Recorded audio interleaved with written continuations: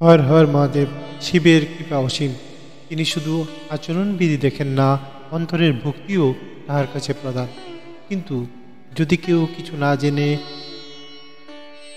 শিবের পূজা করেন, তবু তিনি কি কৃপা করেন? এক গ্রামে এক সৎ কৃষক, সে জানত না কিভাবে শিবরাত্রির ব্রত পালন করতে হয়, তবু সে পেল মহাদেবের আশীর্বাদ। চলুন শুনে নেই সেই আশ্চর্য কৃপার গল্প। এক সময়ের কথা, এক গ্রামে বাস করত এক গরিব কৃষক। তার নাম গোপাল। সে খুব সৎ এবং পরিশ্রমী হলেও জীবন তার প্রতি সদয় ছিল না। কৃষিকাজ করে কষ্টের সৃষ্টি সংসার চালাতো, কিন্তু ফসল ঠিকমতো হতো না, মাঝে মাঝে দুর্ভিক্ষও হতো। একদিন সে বাজারে গিয়ে এক সাধুর মুখে শুনল, আজ মহাশিবরাত্রি।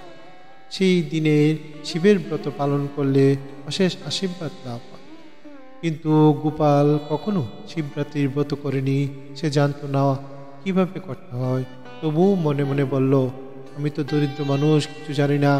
তবে যদি ভগবান শঙ্কর সত্যিই দয়ালু হন, তবে আমার সামান্য উপবাস, ভক্তি ও শ্রদ্ধেই তিনি গ্রহণ করবেন।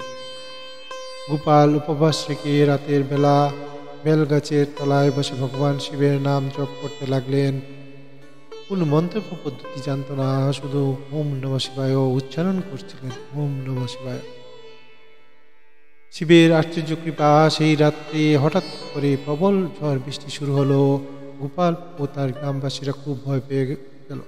সবাই ভাবলো হয়তো দুর্যোগ এসেছে, কিন্তু সকালে দেখা গেল আশেপাশে সব গ্রাম ঝড়ে বিধ্বস্ত হয়ে গেছে। অথচ গোপালের গ্রামের একটু ক্ষতি হয়নি। লোকেরা আশ্চর্য হয়ে গেল। তখন সে এক বৃদ্ধ ব্রাহ্মণ এসে বললেন, ওই গ্রামে কেউ কি শিবরাত্রির মহাব্রত পালন করেছিল? গোপাল লজ্জায় বলল, আমি কিছুই জানতাম না, শুধু শিবের উপাস করে শিবের নাম জপ করেছিলাম। ব্রাহ্মণ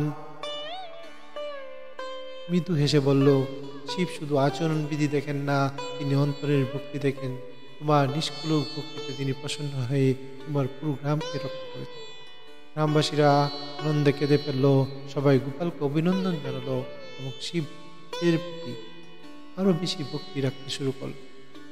এই গল্প থেকে শিক্ষা পাওয়া গেল, ভক্তি ও বিশ্বাস থাকলে, নিয়ম না জানলেও ভগবান কৃপা করেন। শিব কেবল বাহ্যিক আচরণ নয়, অন্তরের ভক্তি করে।